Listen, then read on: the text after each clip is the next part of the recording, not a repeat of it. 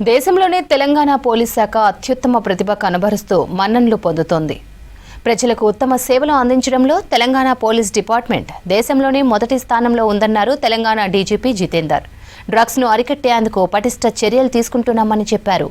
కేసుల్లో నిందితులు ఎంతటి వారైనా వదిలిపెట్టడం లేదని, విదేశాల నుంచి కూడా అరెస్టు చేసి తీసుకొస్తున్నామని చెప్పారు డీజీపీ.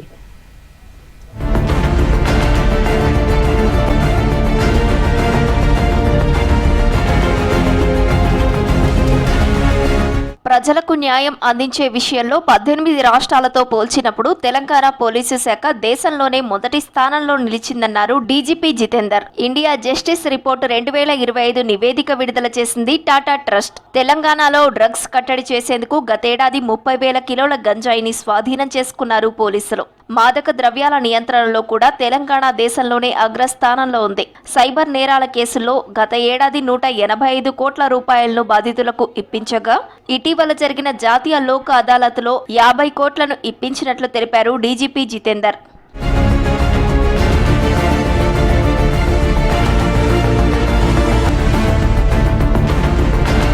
ప్రజలకు న్యాయం అందించే పోలీసులు, న్యాయస్థానాలు, జైళ్లు, న్యాయ సహాయం వంటి విభాగాల పనితీరును అధ్యయనం చేసింది టాటా ట్రస్ట్. 2019 నుంచి రాష్ట్రాలకు ర్యాంకింగ్లు ఇస్తోంది. Centre for social justice, common cause, Commonwealth, human rights initiative సంస్థల సహకారంతో నివేదికను రూపొందించింది. ఆ నివేదిక ప్రకారం రాష్ట్రంలో జ్యుడిషియల్ విభాగం 2వ స్థానం, జైళ్ల శాఖ 7వ స్థానం, లీగల్ ఎయిడ్ 10వ స్థానంలో ఉండి ఓవరాల్ గా 6 స్కోర్తో 3వ స్థానంలో నిలిచింది.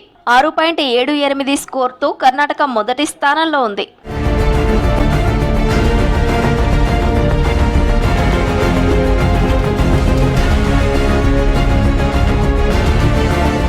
కానిస్టేబుళ్ల స్థాయిలో రాష్ట్రంలో 13% ఖాళీలున్నాయి. ఇది జాతీయ సగటు కంటే తక్కువ. తెలంగాణ పోలీసు శాఖలో కేవలం 9% మంది మాత్రమే మహిళా పోలీసులున్నారని రిపోర్టులో తెలిపింది. తెలంగాణలోని పట్టణాల్లో ప్రతి 10.6 చదరపు కిలోమీటర్లకు, గ్రామాల్లో 282 చదరపు కిలోమీటర్లకు 1 చొప్పున పోలీస్ స్టేషన్ ఉంది.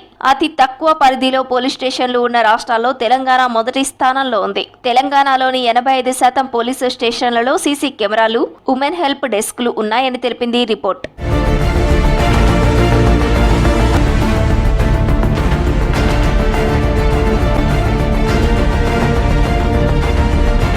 తెలంగాణలోని హైకోర్టు జడ్జీల్లో 29%, జిల్లా కోర్టుల్లో 21%, సిబ్బందిలో 24% ఖాళీలున్నాయి. దేశంలోనే అత్యధికంగా తెలంగాణ హైకోర్టులో 33%, జిల్లా కోర్టుల్లో 55% మంది మహిళా న్యాయమూర్తులున్నారని జస్టిస్ రిపోర్టులో తెలిపింది.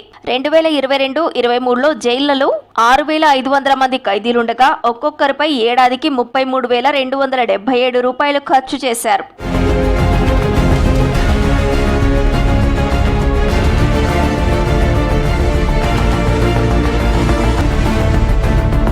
పాస్పోర్ట్ దరఖాస్తుల ధృవీకరణ ప్రక్రియలో తెలంగాణ పోలీసులు అత్యుత్తమ పనితీరుతో అగ్రస్థానంలో నిలిచారని ఇండియా జస్టిస్ రిపోర్టు తెలిపింది.